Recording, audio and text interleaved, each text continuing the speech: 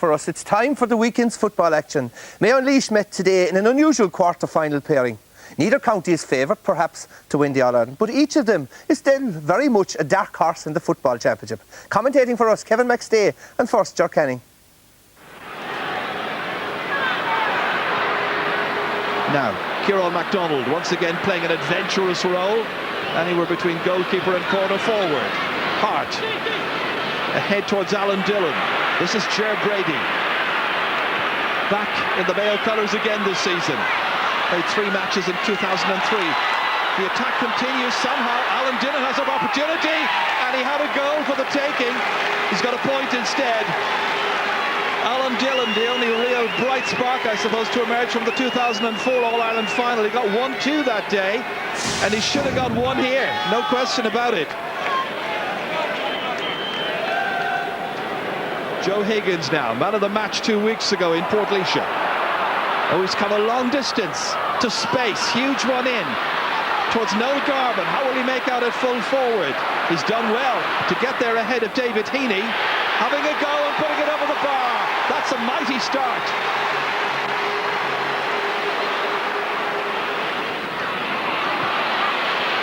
This is Billy Sheehan bursting. Good ball ahead towards Garvin again. A very willing leader of the attack, shows a good physical presence. Doing well, engineering the free as well. Doing the business against David Heaney. How they'd each love to get to the All-Ireland semi-final. Mayo were here, of course, 2 years ago. Faced Fermanagh over 2 matches. At the quarter-final stage, of course, they beat Tyrone. Ross Munnelly.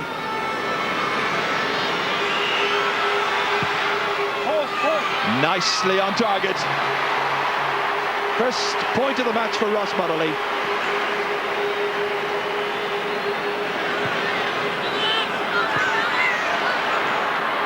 Kept in play here by Kieran MacDonald. Takes the shoulder here. Billy Sheehan coming in, and the linesman seeing that he moved out over the sideline. That's a bad call. That is a bad call. Morrison and Mickey Vaughan are absolutely raging over it. He was out, ball wasn't. That's the important part, of course. Bina MacDonald has it here. Transferred well to Chris Conway this time, and that's over. Much more accurate. Nice score.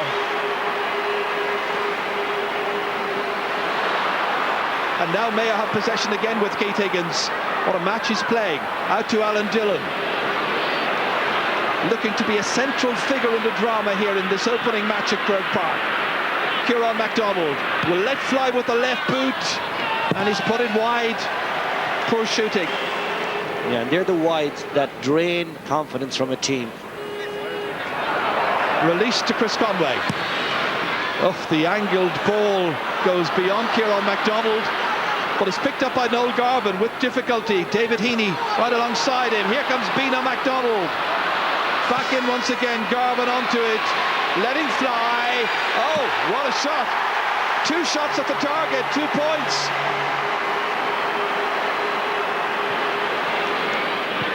Laid down to Alan Dillon. Chance for Mayo now to get a score, to give themselves a little bit of confidence. Kieran MacDonald, short, low, into Dillon. Dodging round Rooney. Fed beautifully. The angle shot good. That's over the bar. Alan Dillon second.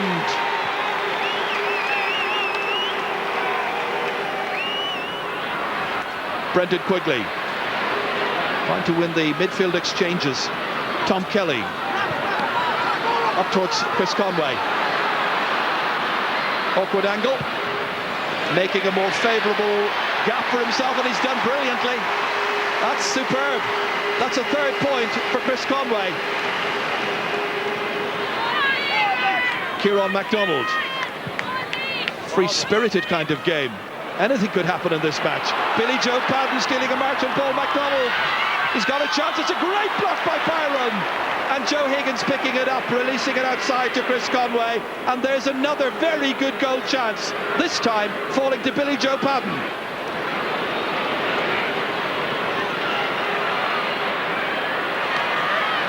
Kevin O'Neill has got possession here. Mortimer is calling for it. Oh, he does really well. He's got a good chance here if he keeps his head. He's put it over the bar. Mortimer with a second.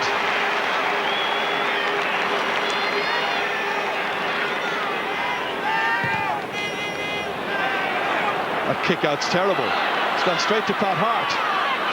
Released inside here towards Ger Brady again. Better chance again for Padden. He's going through and he's kicked it over the bar under pressure. And it's 8 points to 7. Billy Joe Padden's first. He must be wondering, what have I got to do to get a goal in this match? There were 3 players involved in the build-up. Padden was the final piece of the chain. Fairly congested in there. Billy Sheehan taking the free kick quickly. Quigley's onto it. He's got support players inside. Oh, it's off the butt of the post. And that was a really good chance. McGarrity with the pick-up. Out as far as David Heaney. But a missed opportunity by Brendan Quigley in stoppage time when he could have got a Laois goal, no doubt about it. Start of the second half. Looking at a couple of the flags during half-time, I think the wind is now favouring Mayo, playing from left to right. Up as far as Conor Mortimer, looking for a bright start. That'll do. 3rd point.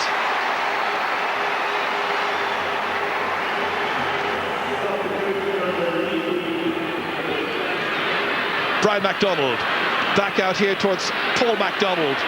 Cousins involved. Tony Brennan trying to make an angle. That's good, that's a beauty. Tony Brennan's first point of this match. Bino MacDonald closed down by a couple of Mayo players. Tony Brennan now. Useful pass outside to Bino. How's a support player? It's Russ Munnelly hitting hopefully. It's going to drop short. John Healy called into action. Oh, let it spill. Billy Sheehan, played back. Munnelly saved on the line by Higgins. Aidan Higgins got his body in the way. Very good stop. Out by Patter Gardner. And there was a great goal chance there for Laois, who still lead by just a point. Kieran MacDonald now. Bad pass again, straight to Joe Higgins. One man you don't want to give it to. Tom Kelly. Good spell again by Laois. Noel Garvin here. They've looked really impressive at times. Bino MacDonald steadying himself and hitting it right between the posts. His first point of the match. And it's Laois who lead by 2. Inside to Russ Munnelly. Only a point in it. Laois looking to stretch the lead through Garvin again. Dropped short. One-handed by Geraghty. Stolen by Tony Brennan and put over the bar superbly. A second for Tony Brennan. This is David Heaney. We know how much he loves to attack. Heaney, strong, resourceful, and emphatic here. He puts it over. The captain leading, coming all the way up from full-back. And it's 12 points to 11. Picked up here by Alan Dillon. Little movement ahead of him. Holds on to it instead. Knocked into the path of Conor Mortimer. Taking Joe Higgins out for the little journey. Making an angle. That's good. That's brilliant. That's superb. And the teams are level. 5 points for Conor Mortimer. One rule: if you're marking Conor Mortimer, you don't let him get the ball. You deny him the ball. Chasing after him, Darren Rooney near the sideline. Is it still in play? It is this time. Kilcoyne holding it up swiftly here. That's kicked in there by Andy Moran, and that's over the bar. Andy Moran kicks Mayo in front, 13-12. Laois have it again with Chris Conway. Fed down towards Tony Brennan. He's got 2 since starting the second half. He'd like a 3rd. He's supplied another one. He's hot. Absolutely. And it's 13-all. Russ Munnelly. Can he orchestrate a victory for Laois? Will Mayo keep him at bay? And can they get a victory of their own? It's a free in. Crucial moment. He's got it. He's found the range perfectly.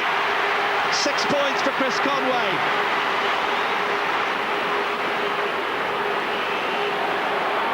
Out it comes again, and Laois win it back to Gary Kavanagh once more, pursued by the other number 18, Trevor Howley. That's Noel Garvin having a pot. That's a winner!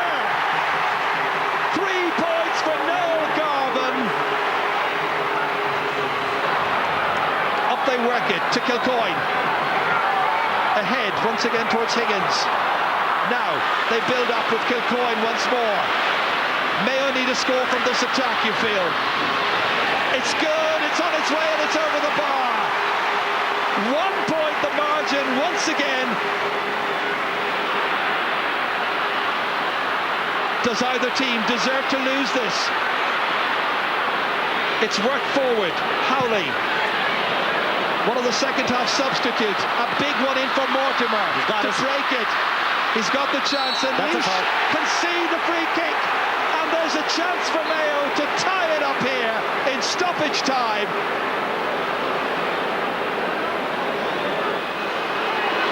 The pressure is on Conor Mortimer. 5 points so far. It suits a left-footed kicker. He did it from an even worse angle in the Connacht final in Castlebar. Here in Croke Park in the quarter-final, he's tied it up at 15 points apiece. His 6th point, and the teams are level for the 6th time. And surely Pat McEnany will terminate matters here. He does. This 4th Bank of Ireland All-Ireland football quarter-final goes to a replay in Croke Park. The final score reads Mayo 15 points, Laois a deserved 15 points. I suppose maybe it's a fair result. I suppose we'll be disappointed that we didn't take a bit of scruff of the neck when we were 2 points up, but we could have lost it when they drew the game, so we're happy enough.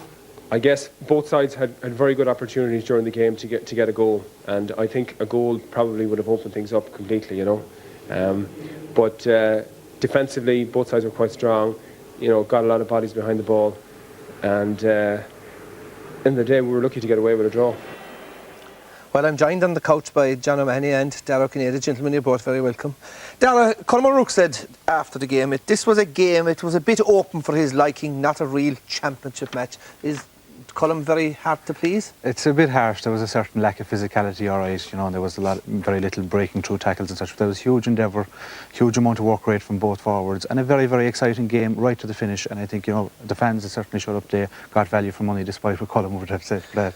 John, would one of these managers be tossing and turning in the bed tonight, Mickey Morden or Mick O'Dwyer, and say this was a game we left behind?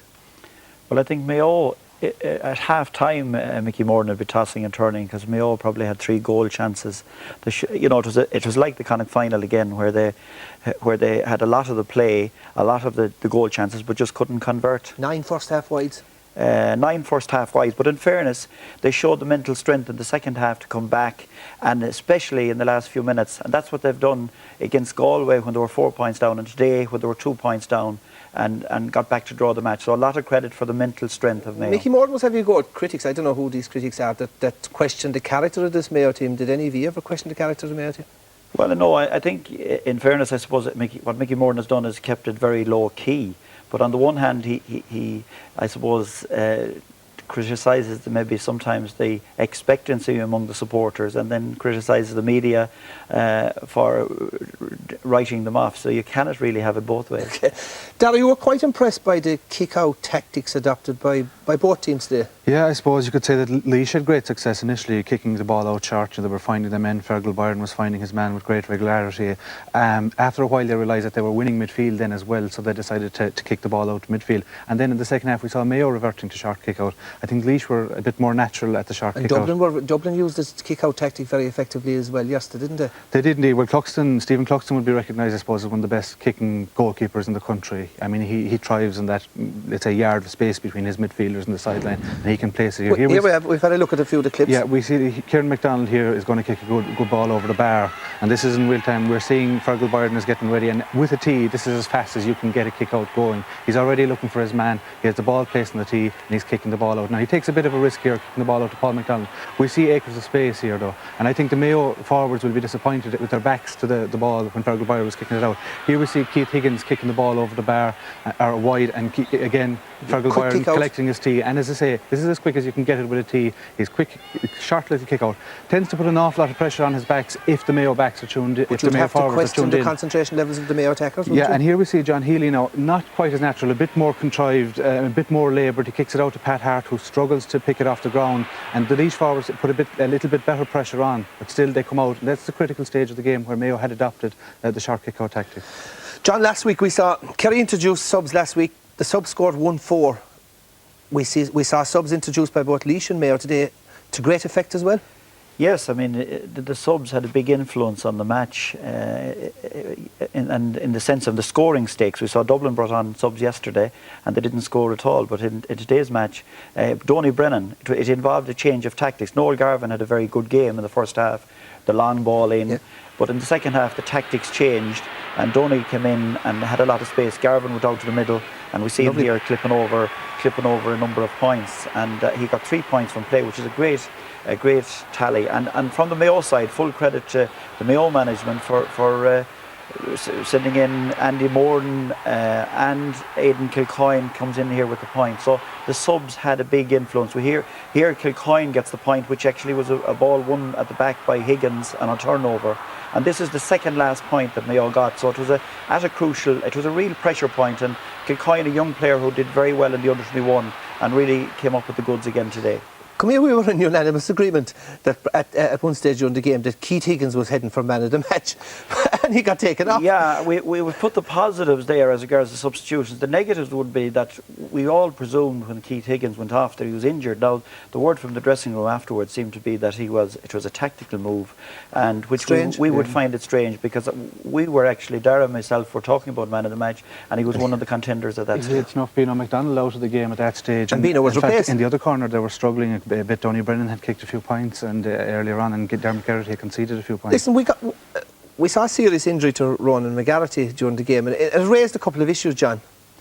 It did, because for 7 minutes Mayo had 14 players on the field. Now we clarified some of this evening. Ronan McGarrity didn't spend the 7 minutes on the field when he got injured. You can see it there on the top of the picture out near the sideline.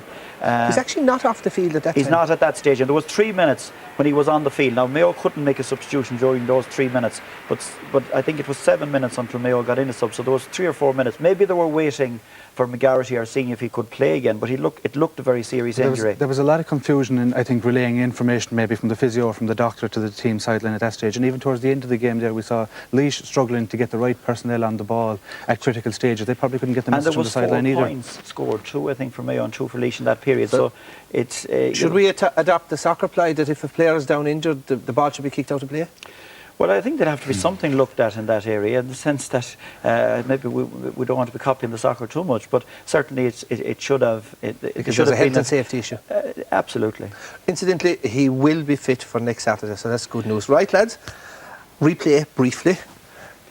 Well, I think I tipped Mayo going into this match, and I have no reason now, especially since you mentioned that Ronan McGarrity is 6-1 the draw. You didn't take it? I didn't take it. No, I felt Mayo in a close finish. I think Conor Mortimer, for instance, today now did very well close to the end of the match, and he did the same in the Connacht final. Mayo showed that mental steel, and I think that whether it goes to a provincial venue or whatever, I think Mayo will edge the replay. Dara, Nico's last game with Laois? We don't want to be writing obituaries yet, but I fancied Mayo coming into this game as well, and the only doubt I did have was the delay between the Connacht final and today. Now they have another extra game, and I think this next game will be Laois's 7th game this year. Maybe the intensity of those games might come to tell against them. Plenty ammunition from Miko tonight. Yeah. Listen, lads, man of the match time. Contenders, John? Well, there's a number of contenders. Obviously, on the Laois side, Noel Garvin had a big influence, both at full forward and out the field. Joe Higgins and Conor Mortimer probably both had good games and cancelled each other's out. We mentioned Keith Higgins already, so there are some of the contenders. Dara? Your honour tonight, man of the match. Yeah, I think Conor Mortimer got 6 points, but so too did Chris Conway, and he had a fabulous game. I think the very fact it's not too often you see James Nallen being substituted. He got 3 from play, 3 from frees, 1 with the right leg, 1 with the left leg, and 1 with a fist. Here we see him coming off the shoulder, turning onto his left leg. He's a naturally right-legged kicker over the bar, very sweet one. Here he works a 1-2, gets the ball back and takes the right option here, fists the ball over the bar. And he's had a good year this year. His free taking, which draws a lot of comment, there's a lot of comments about his style of free taking, but this was a pressure kick. I think we were talking about Ray Cosgrove about four years ago against Armagh from a similar position. No pressure on Chris Conway there. He was cool as a breeze. I know he comes in for a lot of criticism for his style, but he takes the kick from the right spot. And he delivered today. Well, after today's match, Chris Conway spoke to our man, Jim Carney.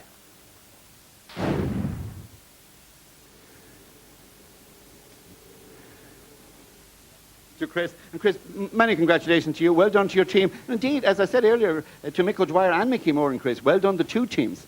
Yeah, I suppose both benches played a big role, and you know, we live to fight another day. I'd sooner be in the semi-final than standing here with this, but hopefully, you know, the next day we'll take those few chances that we missed, including myself and that. But you know, it was a non-stop game, up and down the field. I suppose both teams like to play a good brand of open football, and I don't think there was too many faster games of football. So well done to Chris, and well done also to our competition winner from this afternoon. Remember, we asked you to select your man of the match and see if it coincided with the